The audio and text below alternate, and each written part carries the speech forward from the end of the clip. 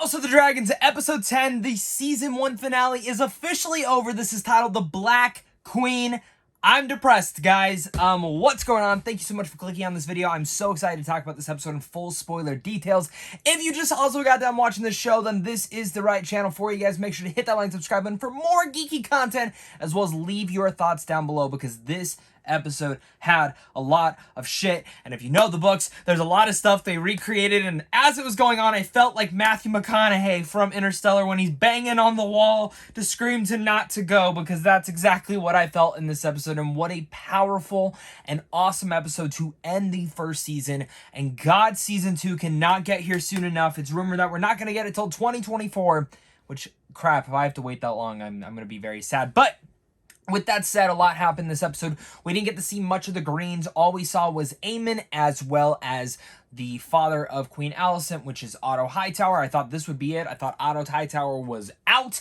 I also was great to see that the Sea Snake finally showed back up. I was a little bit worried that they were just going to kill him off screen, but he did come back in an imposing force. And I think a lot of people expected this to be the all-out war episode, like to really officiate that. But what I think they did here so greatly was they built this first season as kind of, these are the characters, this is what's happened, this was the betrayal, and at the very end, the final shot of this, and really much the final 10 minutes, we thought the betrayal and the war would start from, of course, Alicent making the choice to crown her son. Not at all. The war started when Aemon's dragon killed her son. And when she finds out about that, and the music swells up, that vengeance music, and the fire lit behind, of course, Emma Darcy's Princess Rhaenyra, and the episode ends right there, it's all out war. And the creators actually just talked about it. The next season is, they said, we'll have a lot more war, a lot more action, and I full on see that. In fact, I see next season being the big civil war that I think a lot of us were expecting to happen, and specifically because the time jumps were so large that we would get it this season. I think there were even rumors and thoughts that maybe this one season would just be about these characters, and then the next season would be about the next generation of Targaryens. But the way they were actually playing this out, I think works. I think next season, now that we don't need to do the time jumps, we were established where we're at, and now we can move truly forward. And I think that is one of the best things. And I think I can go as far as say that I think House of the Dragons episode 1, or not even episode 1, season 1 is one of the best season 1s for a television show ever. And I'm ready to even say I think it's better than Game of Thrones season 1. And that's saying a lot. But House of the Dragons instantly sucked me into the political affairs and everything going on in this family. And I am so in love with this. So starting out, I love to talk about the characters, and this episode really opened up with Princess Rhaenyra finding out everything from Princess Rhaenys, that her father is dead, her cousin's dead, and, you know, she's still on her side and exactly what is going on. This pisses off Daemon to no end, but what it does is it puts Rhaenyra under a complete distress, and she ends up losing her child. Daemon is not there. Daemon is trying to start planning what exactly is going to be going on there. It just felt total Uncut Gems, stress-filled level, and she loses the child.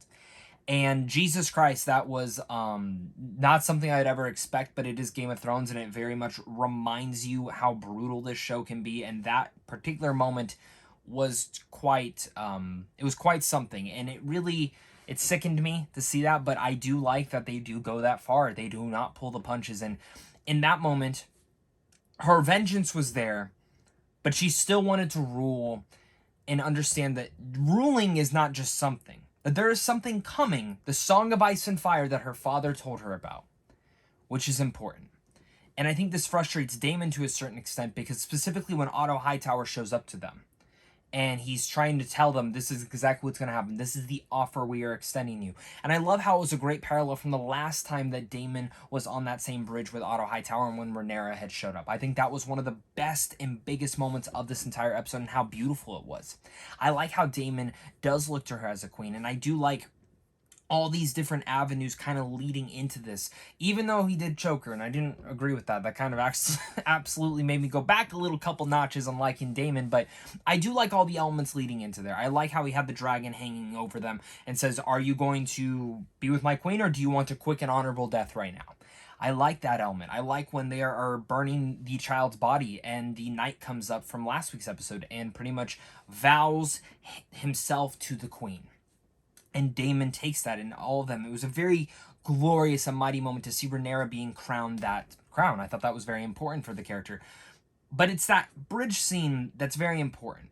Because Daemon's looking at this as one way. And Rhaenyra's looking at this as another way. When she gets that letter, that note that really ties back to Alicent and their childhood, you know, you can feel Rhaenyra knows, like, this is not what her father would want. And it goes back to that omen, which Daemon does not agree with. And I think there's a little bit of difference between them both, and I'm curious to see what the second season will kind of showcase within that, because I think there are important elements to really display in there, and I think they're actually quite important overall when you look at that thing, because the way that I view it is they have both the same ideology. They both want the Iron Throne. He thinks this is not how it is. It's treason. He's also pissed about his brother. And I think we've seen Daemon grow from that in his frustration, but we also know that he is immature and acts out of that immaturity itself. Well, Rhaenyra wants the same thing, but she also knows what could be possibly coming. And she knows what her father would want, and she does not want to rule over blood and ash and fire. Like, that is not what she wants. So she's doing her best to say, hey, let's see what we can do. And I thought it was funny when the sea snake finally woke up, you know, and Eve Best is doing a great job delivering this, but she's just pretty much telling her, this is what happens since you've been fucking going out there. And I think that opens up a lot of avenues, and I was happy to see that he did side with her. And I was happy to see the whole planning, the strategical planning, brought me back to some of the best elements of Game of Thrones, which is just that sweet, sincere dialogue of them planning and scheming. How can we win this? How can we do this? And Daemon even coming about to say, we have more dragons. Dragons is the biggest thing. While Rhaenyra does not want to use those, I think we know that the Dance of the Dragons is coming, the giant Targaryen civil war. And it's the buildup of trying to get there and seeing how that gets there, and seeing that Daemon knows that they need a bigger dragon, even though, you know, the Greens do have that bigger dragon.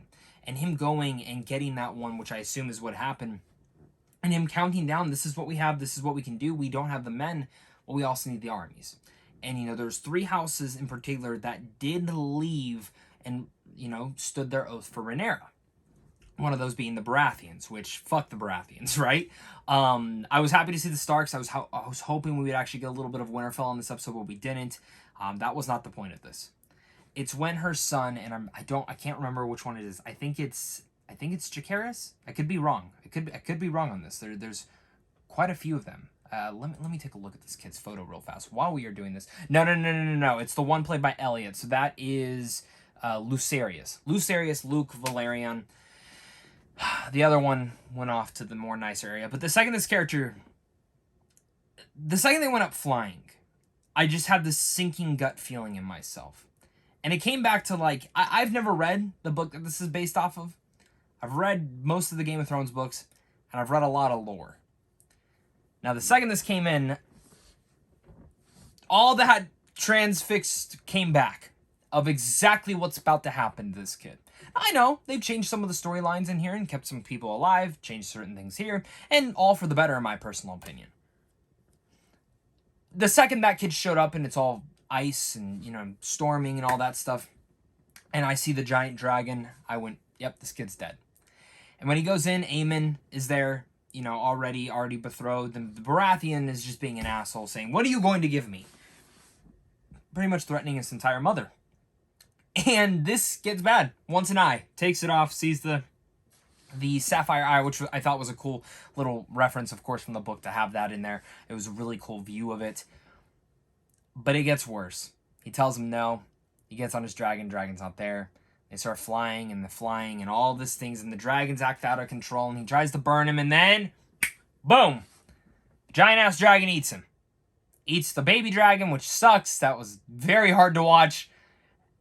Just because I love animals, and dragons to me are animals, and that just sucked. But seeing Luke dead like that reminds me heavily of Game of Thrones, like some of the brutal moments, and that was messy. All those moments came back from reading the lore and going, oh shit, they just did that. And that is the pinpoint, the start of this all. And I loved it. I love that ending. It sank my heart. I feel all for Rhaenyra. I am completely and utterly on her side. And it makes me just go, bravo. I loved season 1 of House of the Dragons. I'm going to go as far to say that this is, again, better than the first season of Game of Thrones. And as my final score, as I like to review the entire season and the final episode review, it is a 9.5 out of 10. The 0.5 is just, sometimes I wish we didn't have the time jump. I wish they did take their time a little bit more, but that's such a minor nitpick for certain things in here. And season 2, like I mentioned, cannot come far soon enough. So thank you so much again, guys, for watching this. You guys are all the best. I had a blast talking Game of Thrones and House of Dragons with you every single week. It really refueled my love for this franchise once again, because one Game of Thrones ended, I didn't hate the ending, but I know a lot of you guys didn't. I totally respect that, and it broke my heart because I hate when fan bases completely come divided and it becomes toxic and people just hate on everything, and there was this sour element to it all, and I wasn't too excited for this show, but I'm so happy that it proved me wrong and became one of my favorite shows of the entire year. Again, we are still covering Andor over here, and whatever other shows come up, let me know down below what you guys are thinking. I more cover movies over here, but when it's big things like House of the Dragons, Marvel, Star Wars, I'm always going to be here talking about it, so thank you so much again for watching. And of course, until next time, stay classy.